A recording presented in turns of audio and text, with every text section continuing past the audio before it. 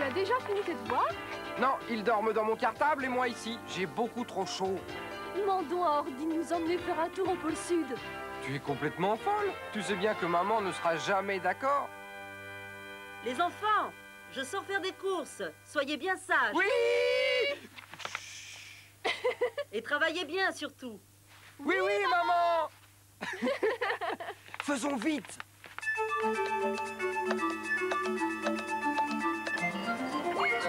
Salut, c'est moi, Ordi! Nous voudrions partir pour le pôle Sud avec toi, Ordi. Aucun problème. Je m'occupe de tout, les enfants.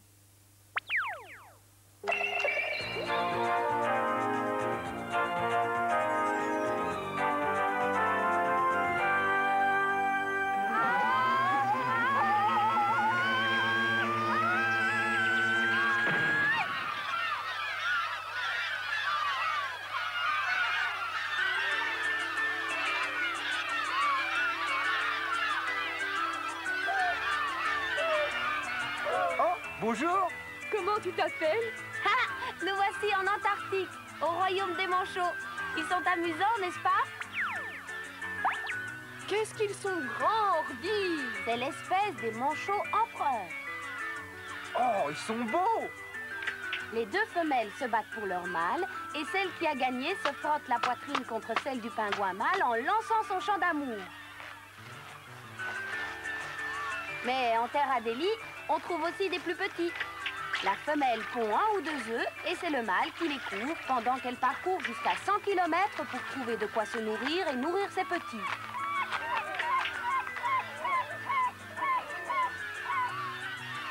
Le manchot empereur couvre ses œufs quelle que soit la température. Même s'il fait moins 60 degrés, ce qui est vraiment très très froid. Demain, dès qu'il fera jour, nous irons voir des tas de choses. Jour? Tu ne savais pas qu'il fait jour pendant 6 mois ici au pôle Sud? Quoi? Oui, et l'hiver au pôle Nord, il fait nuit pendant 6 mois. Mais nous sommes en été! Oui, parce que les saisons s'opposent dans les 2 hémisphères. Ainsi, lorsque c'est l'été dans l'hémisphère sud, c'est en même temps l'hiver dans l'hémisphère nord. Et ici, au pôle sud, nous sommes en plein cœur de l'été. Oh, je comprends mieux maintenant. Et où fait-il le plus froid? Au pôle Sud ou au pôle Nord? C'est au pôle sud qu'il fait le plus froid. Pourquoi? Sais-tu quelle est la différence entre le pôle nord et le pôle sud? Sous le pôle Nord, c'est un océan, sous le pôle Sud, c'est un continent, non? C'est ça! Et nous sommes sur ce continent au point le plus au sud du globe. L'immense continent antarctique est d'ailleurs 1,5 fois plus grand que l'Europe. On y trouve les montagnes de glace les plus hautes du monde. En moyenne, 2500 mètres de glace recouvrent le continent. Depuis des millions d'années, la neige s'accumule formant de considérables épaisseurs de glace. Ce volume de glace représente d'ailleurs 90% de la réserve mondiale d'eau douce. 90%? Oui, et si toute la glace de l'Antarctique fondait complètement, le niveau des océans s'élèverait de plus de 50 mètres. Du coup, des grandes villes telles que Tokyo, Londres, Paris, New York disparaîtraient totalement noyées. Quelle horreur! Mais quel rapport avec le fait que le pôle Sud soit plus froid que le pôle Nord? Est-ce l'eau ou bien la terre qui se refroidit le plus facilement? Eh bien, je crois que c'est la Terre, non? Tu as raison. L'Antarctique est un continent. Il se refroidit donc plus vite en hiver et en été, l'épaisse couche de glace qui le recouvre l'empêche aussi de se réchauffer. Voilà pourquoi il fait plus froid qu'au pôle Nord. Ah bon? Eh bien moi, j'ai toujours cru que c'était le contraire. Oh, mais tu sais, même au pôle Sud, on peut se baigner là où l'eau n'est pas gelée. Hein? Se baigner? Oui, car dans certaines îles volcaniques de l'Antarctique, l'eau se réchauffe au contact des roches. Oh, que c'est bon!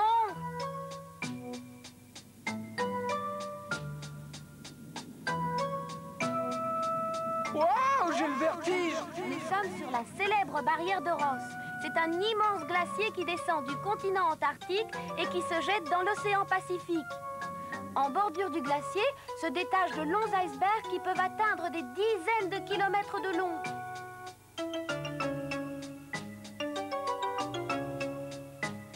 paraissent très hauts et pourtant, plus de 75% de leur volume se trouve sous l'eau. Oui, bon, ben, c'est pas ça qui va nous réchauffer. Oh, regardez, des phoques. Les courants brisent le glacier en formant parfois de larges icebergs plats comme ceci. Oh, qu'ils sont mignons. Waouh, ce pic-là est drôlement pointu. C'est un morceau d'un iceberg qui a été sculpté par le vent. Hop, hop, hop, hop.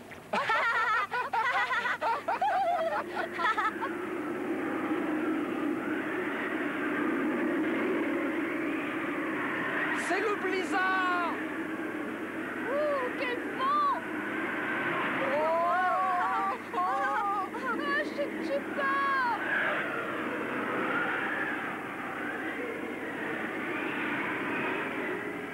Suivez-moi les enfants!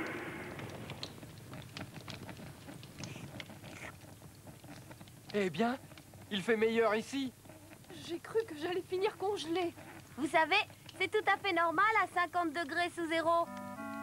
Il fait moins 50 degrés. Et encore, il y a pire, la température la plus basse sur la Terre a été relevée ici. Elle est de 88 degrés 3 sous zéro. Oh, bonjour les glaçons.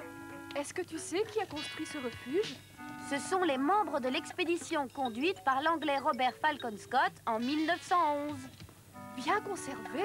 Et grâce à l'ordinateur, nous voici revenus en 1911. Alors, nous aussi, nous allons découvrir le pôle Sud, Ordi? Eh oui, Ouais! Nous serons les premiers explorateurs du pôle Sud! bah, à vrai dire, pas tout à fait. Qu'est-ce que tu dis? Moi, rien du tout.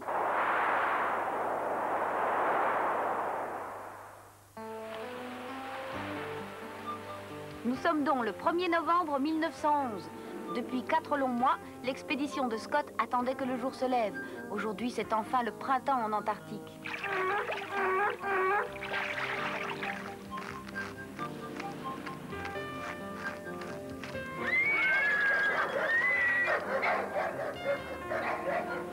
Regardez, le soleil monte enfin à l'horizon, Wilson. Oui, enfin, capitaine.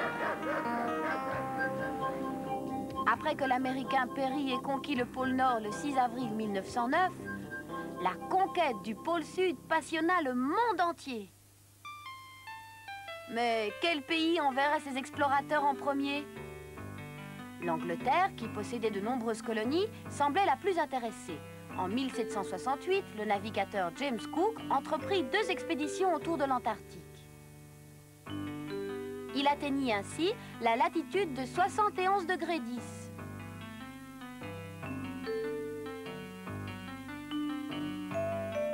C'est en 1841 que l'amiral Clark Ross débarqua sur le continent antarctique.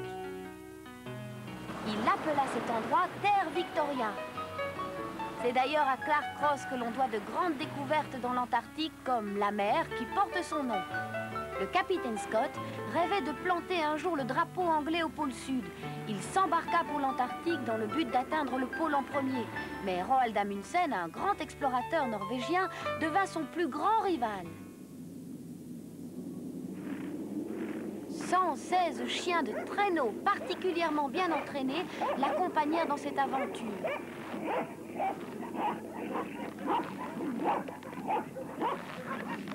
Il installa son campement dans la baie des Baleines, à 100 km de la base du capitaine Scott. Ainsi, Amundsen se trouvait déjà plus près du pôle que Scott. Ce sont ces 100 km-là qui firent la différence.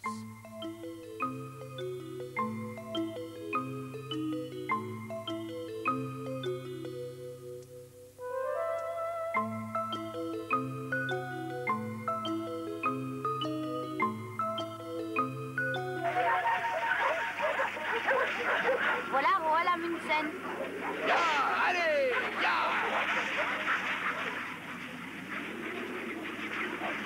Oh, l'expédition d'Amundsen est bien plus avancée que la nôtre.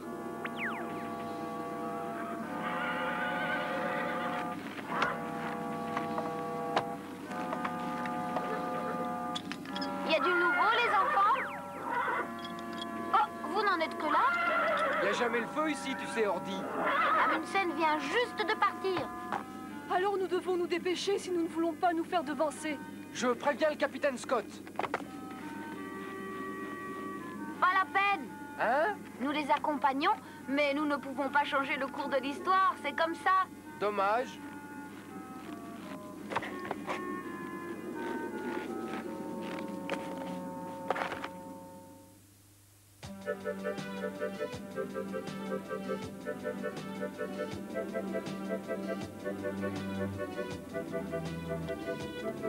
En avant!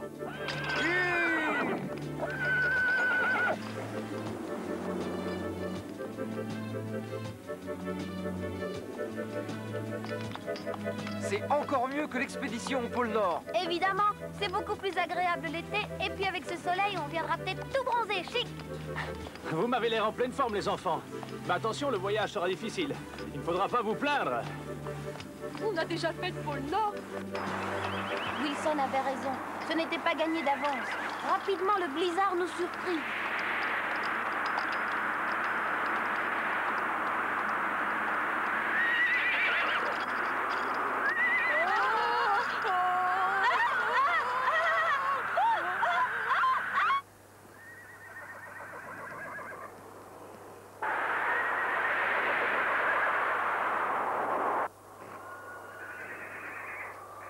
Impossible de bouger tant que le blizzard souffle.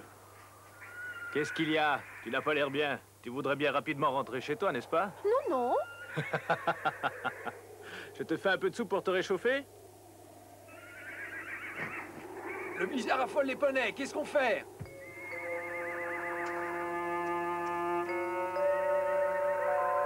Restez au chaud, les enfants. Je vais m'en occuper.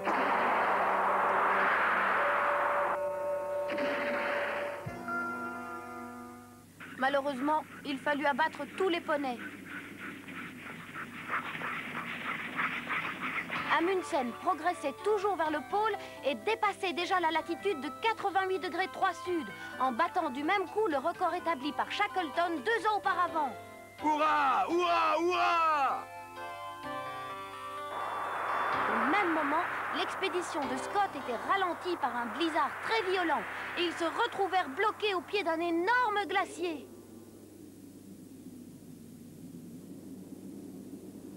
Après la tempête, Scott essaya de franchir la montagne de glace, mais les chiens ne parvenaient plus à tirer les traîneaux dans la neige.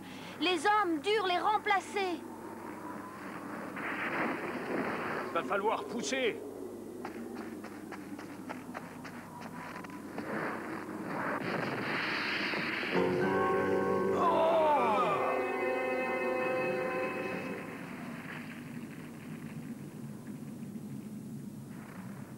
C'était les instruments d'observation, Scott.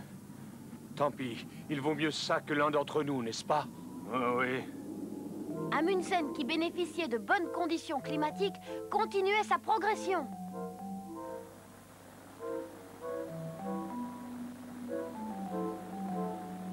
Avec un peu de chance, nous y serons aux alentours de la mi-décembre.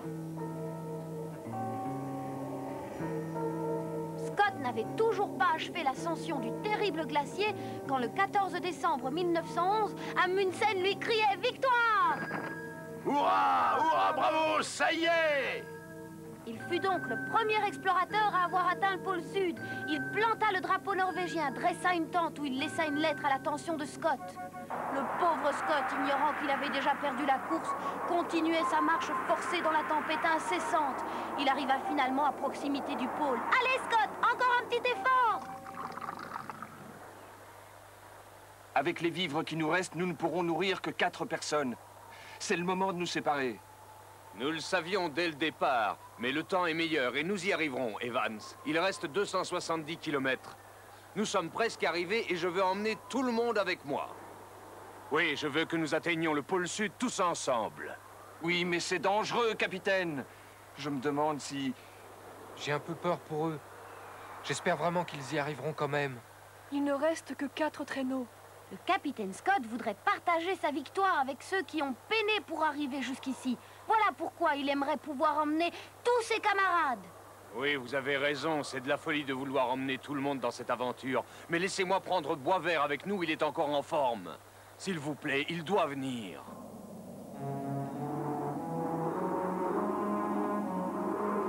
Le 15 janvier 1912, Nous ne sommes plus qu'à 42 km du pôle.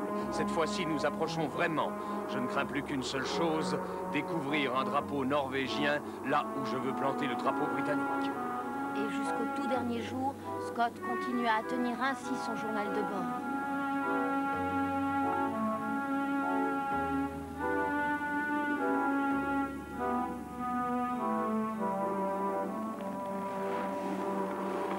Que penseront mes hommes si Amundsen nous a devancés?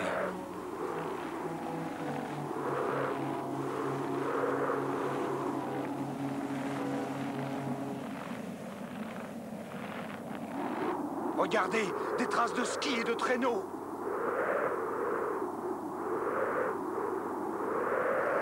Oh non! Quelqu'un nous a précédés, Scott! Amundsen, nous avons échoué.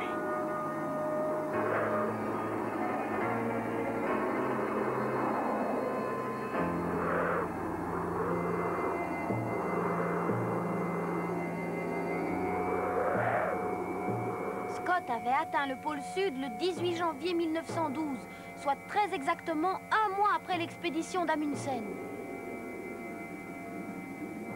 La lettre d'Amundsen date d'un mois. Un mois. 1500 kilomètres en 2 mois et demi à parcourir l'Antarctique, les glaciers, les crevasses, le blizzard, toujours et tout ça pour échouer de si peu. Scott planta tout de même le drapeau britannique.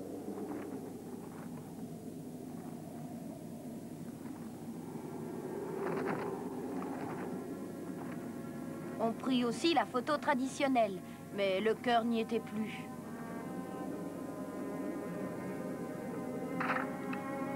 Ils ont tous l'air tellement déçus. Amundsen, lui, célébrait sa réussite. Il n'avait pas souffert du mauvais temps. Les chiens avaient tiré les lourds traîneaux à la place des hommes. Hélas, il avait fallu abattre les chiens les plus faibles pour avancer plus vite. Après 3300 km parcourus en 99 jours, Amundsen victorieux retrouva les siens. C'est vraiment dommage qu'on ne soit pas arrivé en premier avec Scott. Oui. Où est l'expédition de Scott? Mais où sont-ils passés? Nous ne les verrons plus. Pourquoi? Parce que non seulement ils n'ont pas conquis le pôle Sud les premiers, mais il leur est arrivé bien pire. Quoi? Les conditions climatiques furent vraiment terribles. Evans mourut le premier. Et puis... Oates! les bras et les jambes de Oates avaient gelé. Tandis que les autres dormaient sous la tente, Oates partit seul affronter le blizzard une dernière fois. Il avait répété souvent: il faut marcher, marcher et marcher encore pour que les membres ne s'engourdissent jamais, nous portent toujours plus loin.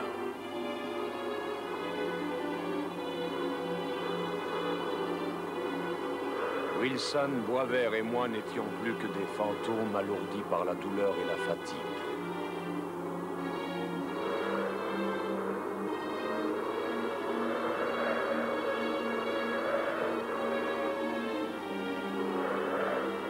D'ici 2 jours, nous n'aurons plus rien à manger. Mais si nous survivons à cette épreuve, je dirai au monde entier combien mes compagnons sont restés courageux. Jusqu'au bout. Ce 29 mars 1912.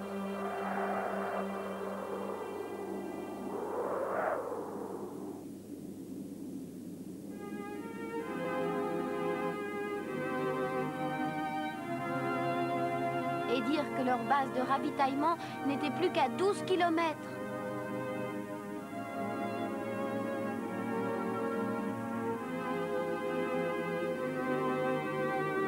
Voilà la tente de Scott! Quelques mois plus tard, une expédition de secours découvrait le triste spectacle. Les 3 explorateurs étaient morts de froid et de faim. La tente, le journal de bord, les photos Rien n'avait bougé. Mais avant de mourir, Boisvert avait eu le temps de ranger dans une boîte près de 15 kilos de minéraux arrachés au sol, aux montagnes et aux glaciers. Les fossiles aidèrent à comprendre comment l'Antarctique s'était formé. Il y a des millions d'années, à la place des glaciers s'étendait une luxuriante forêt tropicale. Ces remarquables résultats scientifiques montrèrent que l'expédition de Scott n'avait pas été inutile.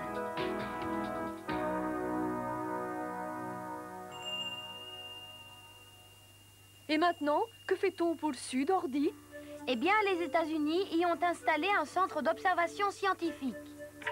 Les recherches concernant le pôle Sud n'ont jamais cessé de progresser. On y construit de nouvelles bases, on étudie les phénomènes climatiques, on observe les aurores polaires.